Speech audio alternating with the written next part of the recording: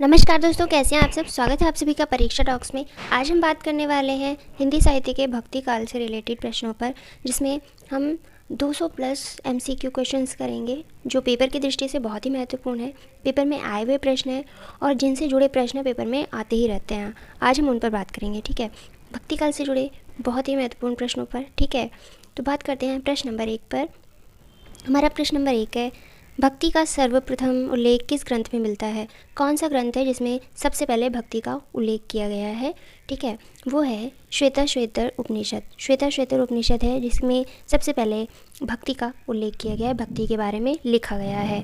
प्रश्न नंबर 2 पर बात करें, ईसवी सन में कितने वर्ष जोड़ने पर विक्रमी संवत बनता है।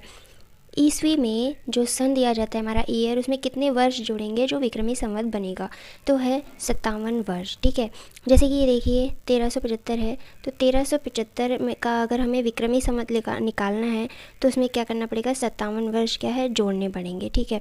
और यहीं बात करें, अगर हमें विक्रमी संवत दिया गया है, ईस्वी ना देकर क्या दिया गया है, मान लीजिए 1375 विक्रमी संवत दिया गया है, तो उसमें से -57 कर देंगे तो हमारा ईस्वी आ जाएगा, ठीक है।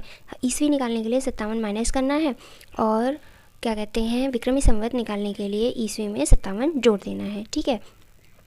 प्रश्न नंबर 3 पर बात करें तो रामचंद्र शुक्ल ने भक्ति काल के सीमांकन का निर्धारण कहाँ से कहाँ तक माना है। उन्होंने भक्ति काल का काल कहाँ तक माना है, ठीक है, कौन से ईयर तक माना है भक्ति काल रामचंद्र शुक्ल ने, तो वो माना है ईस्वी में, हमें बताना है, ठीक है। ईस्वी में माना है 1318 से 1643, कितना, 1318 से 1643। प्रश्न नंबर 4 पर बात करें। प्रश्न नंबर 4, सगुण भक्ति का मूल कहाँ माना जाता है। सगुण भक्ति का मूल कहाँ माना जाता है, मतलब कहाँ से सगुण भक्ति का उदय हुआ या उद्गम हुआ। प्रश्न नंबर 4 की बात करें तो इसका उत्तर होगा दक्षिण भारत, जहाँ से सगुण भक्ति का उद्गम या मूल माना जाता है, ठीक है। प्रश्न नंबर 5 पर बात करते हैं, निर्गुण भक्ति का आदि स्रोत कदाचित कौन सा उपनिषद माना जाता है। निर्गुण भक्ति का आदि स्रोत कौन सा उपनिषद माना जाता है, जिससे उसका क्या है, उसके बारे में पता चलता है। प्रश्न नंबर 5 की बात करें तो वही है श्वेताश्वतर उपनिषद, जहाँ से निर्गुण भक्ति का स्रोत पता चलता है। प्रश्न नंबर 6 पर बात करें तो बीजक के संकलनकर्ता व संपादक कौन है। बीजक जो है ग्रंथ, उसके संकलनकर्ता वो और संपादक कौन है। प्रश्न नंबर 6 पर बात करें तो वो हैं धर्मदास, ठीक है, धर्मदास जिन्होंने बीजक का संकलन किया और संपादन किया। प्रश्न नंबर 7 की बात करते हैं तो बरवय नायिका भेद ग्रंथ के रचयिता माने जाते हैं कौन। बरवय नायिका भेद ग्रंथ के रचयिता कौन माने जाते हैं। प्रश्न नंबर 7 इसमें है रहीम, उत्तर इसका रहीम होगा। रहीम क्या है, बरवय नायिका भेद के लेखक हैं। प्रश्न नंबर 8 पर बात करते हैं, मोह मुद्गर के रचनाकार कौन है। मोह मुद्गर के रचनाकार, प्रश्न नंबर 8, मोह मुद्गर के रचनाकार हैं शंकराचार्य। शंकराचार्य हैं मोह मुद्गर के रचनाकार। प्रश्न नंबर, अब हमें क्या बताना है, निम्नलिखित ग्रंथों के रचयिताओं के नाम बताने हैं, किस रचनाकार ने कौन सा ग्रंथ लिखा है, ठीक है। प्रश्न नंबर 9 पर बात करें तो सुंदर विलास की रचना किसने की है। प्रश्न नंबर 9, सुंदर विलास की रचना किसने की है, तो वो की है सुंदरदास ने, सुंदर विलास की रचना, ठीक है। ये तो याद करना बहुत आसान है, सुंदरदास की रचना सुंदर विलास। प्रश्न नंबर 10 की बात करें तो आसादी वार के रचनाकार कौन है, तो वो हैं गुरु नानक। गुरु नानक की रचना है आसादी वार, ठीक है। प्रश्न नंबर 11 पर बात करें। प्रश्न नंबर 11, हरदेव बानी किसकी रचनाओं का संग्रह है। हरदेव बानी किसकी रचनाओं का संग्रह है। प्रश्न नंबर 11 का उत्तर होगा दादू दयाल। इनका पूरा नाम क्या था, दादू दयाल। ये हैं जो है हरदेव बानी के रचनाकार। प्रश्न नंबर 12, रज्जब किसके शिष्य थे। रज्जब किसके शिष्य थे, ये पेपर में पूछा जाता है, पेपर से जुड़ा प्रश्न है। प्रश्न नंबर 12, रज्जब जो है दादू दयाल के शिष्य थे। रज्जब किसके शिष्य थे, दादू दयाल। प्रश्न नंबर 13, रज्जब ने दादू की रचनाओं का संपादन किस नाम से किया। रज्जब ने दादू की रचनाओं का संपादन किस नाम से किया। प्रश्न नंबर 13, तो वो किया अंगवधू के नाम से, ठीक है, अंगवधू के नाम से इन्होंने क्या है, उनकी रचनाओं का संपादन किया। प्रश्न नंबर 14 की बात करें, निर्गुण संत कवियों में सर्वाधिक सुशिक्षित व शास्त्रज्ञ संत थे कौन थे। निर्गुण संत कवियों में सबसे ज़्यादा शिक्षित और शास्त्रज्ञ संत। प्रश्न नंबर 14 की बात करें तो इसका उत्तर होगा सुंदरदास। ये दिखने में भी सुंदर थे, वैसे ही इनके जो है मस्तिष्क भी बहुत सुंदर था, मतलब बहुत तेज था।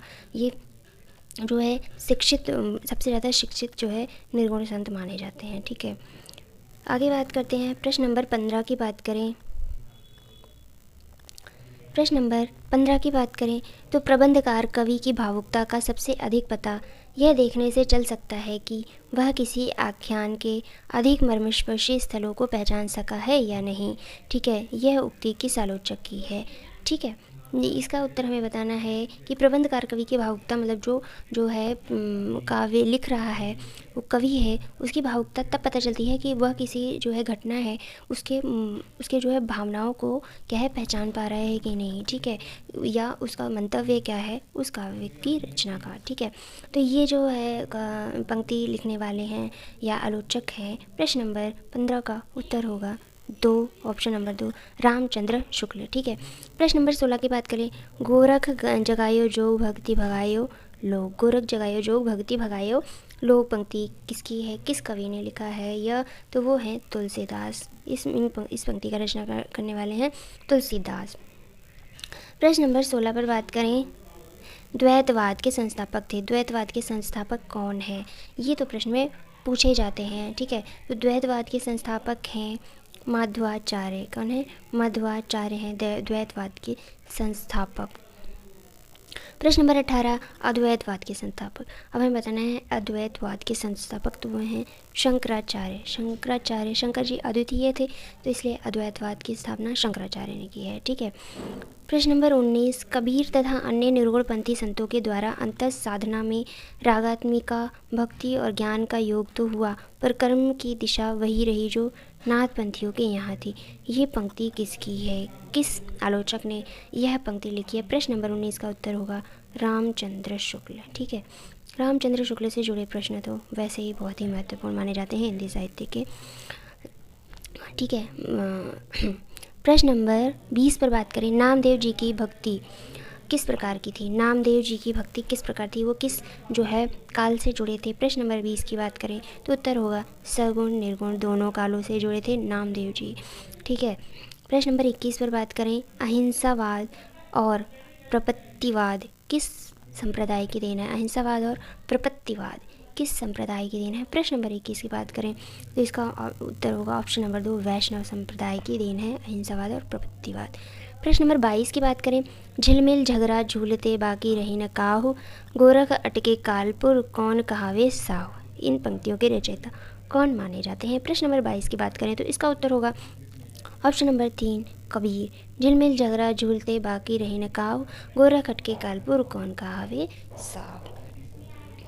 आगे देखते हैं प्रश्न नंबर 23। प्रश्न नंबर 23 पर बात करें तो ये पंक्ति तो बहुत महत्वपूर्ण है, अजगर करे न चाकरी पंछी करे न काम, पंछी करे न काम, दास मलूका कह गए सबके दाता राम। यह किसकी पंक्ति है। प्रश्न नंबर 23 का ऑप्शन होगा, उत्तर होगा ऑप्शन नंबर 2, मलूक दास। ठीक है, अजगर करे न चाकरी पंछी करे न काम, आपसे इतना ही एक ही लाइन पेपर में पूछ सकता है और आपको उसका उत्तर देना होगा। कौन है, मलूक दास।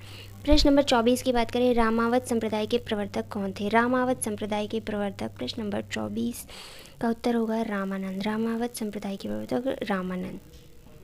बात करते हैं श्री संप्रदाय के प्रवर्तक। प्रश्न नंबर 25 की बात करें तो श्री संप्रदाय के प्रवर्तक कौन माने जाते हैं। श्री संप्रदाय के प्रवर्तक माने जाते हैं रामानुजाचार्य। कौन माने जाते हैं, रामानुजाचार्य हैं श्री संप्रदाय के प्रवर्तक। प्रश्न नंबर 26, रुद्र संप्रदाय के प्रवर्तक कौन है। प्रश्न नंबर 26, रुद्र संप्रदाय के प्रवर्तक है विष्णु स्वामी। विष्णु स्वामी है रुद्र संप्रदाय के प्रवर्तक। प्रश्न नंबर 27, ब्रह्म संप्रदाय के प्रवर्तक कौन माने जाते हैं। ब्रह्म संप्रदाय के प्रवर्तक हैं मध्वाचार्य। कौन है, मध्वाचार्य हैं ब्रह्म संप्रदाय के प्रवर्तक। ठीक है, प्रश्न नंबर 28 की बात करते हैं, सनकादि संप्रदाय के प्रवर्तक माने जाते हैं। प्रश्न नंबर 28, सनकादि संप्रदाय के प्रवर्तक माने जाते हैं निम्बकाचार्य। निम्बकाचार्य माने जाते हैं सनकादि संप्रदाय के प्रवर्तक। प्रश्न नंबर 29, भक्ति के आद्य आचार्य माने जाते हैं।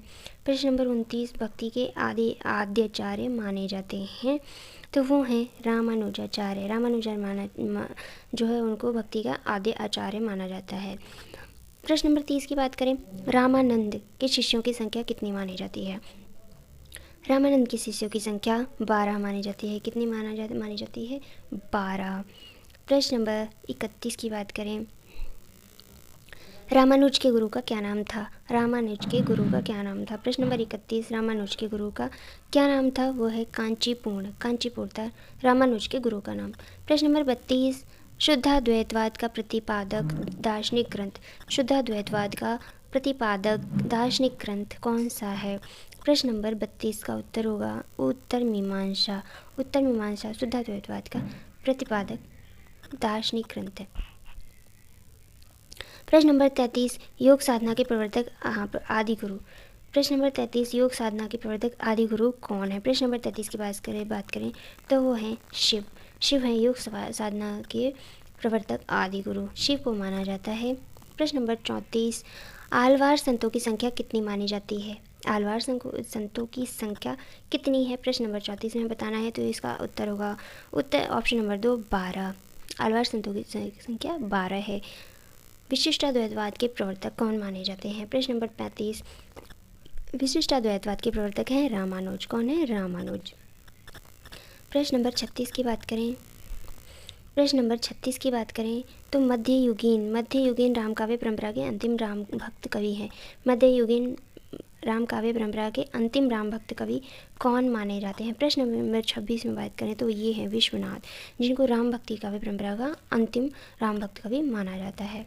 प्रश्न नंबर 37 की बात करें तो शुद्धाद्वैतवाद के प्रवर्तक कौन है? शुद्धाद्वैतवाद के प्रवर्तक माने जाते हैं वल्लभाचार्य। शुद्धाद्वैतवाद वल्लभाचार्य, ठीक है। शुद्धाद्वैतवाद किससे जुड़ा है? वल्लभाचार्य से। प्रश्न नंबर 38, निम्न में से कौन रामानंद का शिष्य नहीं था? निम्न में से कौन रामानंद का शिष्य नहीं था? प्रश्न नंबर 38 की बात करें तो कौन जो है वो रामानंद का शिष्य नहीं था? इनमें से रामानंद का शिष्य नहीं था वह है दादू, क्योंकि रैदास, कबीर और पद्मावती को रामानंद का शिष्य माना जाता है। प्रश्न नंबर 39, सिख संप्रदाय के प्रवर्तक एवं प्रथम गुरु कौन है? सिख संप्रदाय के प्रवर्तक एवं प्रथम गुरु कौन है? वो हैं गुरु नानक। कौन माने जाते हैं? गुरु नानक माने जाते हैं। प्रश्न नंबर 40, अब हमें ये बताना है निम्नलिखित पंक्तियों के रचयिता। पंक्तियाँ दी जाएंगी, उनके हमें रचनाकारों के नाम बताने हैं। प्रश्न नंबर 40 देखते हैं, निर्गुण राम जबहु रे भाई, अभिगत की गति लखी न जाई। इस पंक्ति के जो है रचनाकार कौन है? प्रश्न नंबर 40, तो वो हैं कबीर। कबीर ने इन पंक्तियों की रचना की है। प्रश्न नंबर 41 की बात करें, प्रभु जी तुम चंदन हम पानी, जाकी अंग अंग बास समानी। प्रभु जी तुम चंदन हम पानी। प्रश्न नंबर 41 की बात करें तो इसके रचनाकार हैं रैदास। प्रभु जी तुम चंदन हम पानी।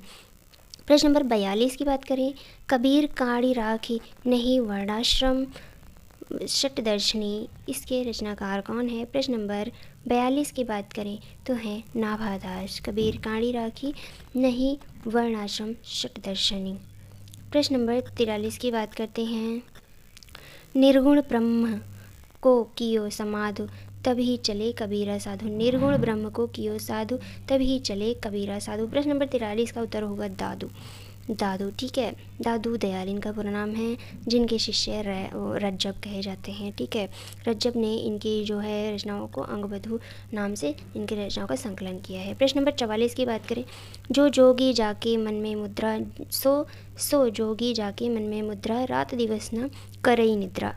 इन पंक्तियों के रचनाकार कौन माने जाते हैं? प्रश्न नंबर 44 की बात करें तो वो हैं कबीर। कबीर माने जाते हैं इन पंक्तियों के रचनाकार। प्रश्न नंबर 45 की बात करें, अपना मस्तक काटिके वीर हुआ कबीर। यह पंक्ति किसने लिखी है? प्रश्न नंबर 45, अपना मस्तक काटिके वीर हुआ कबीर, दादू दयाल ने यह पंक्ति लिखी है।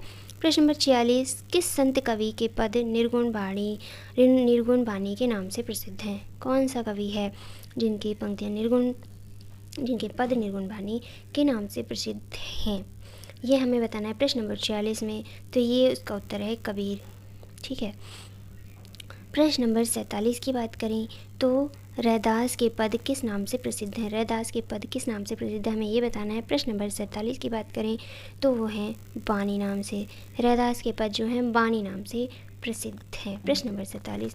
प्रश्न नंबर 48 की बात करें, अब हमें दर्शनों के क्या प्रवर्तक बताने हैं, किसने क्या है, कौन से दर्शनों का क्या है प्रवर्तक किया है?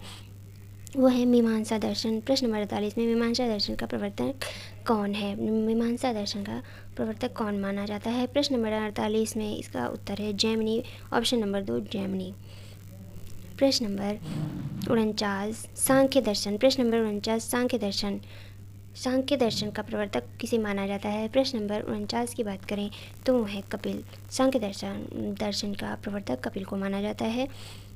प्रश्न नंबर 50 योग दर्शन का प्रवर्तक किसे माना जाता है? पतंजलि। पतंजलि को योग दर्शन का प्रवर्तक माना जाता है। न्याय दर्शन का प्रवर्तक कौन है? प्रश्न नंबर 51 वो है गौतम। गौतम जो है न्याय दर्शन के प्रवर्तक माने जाते हैं।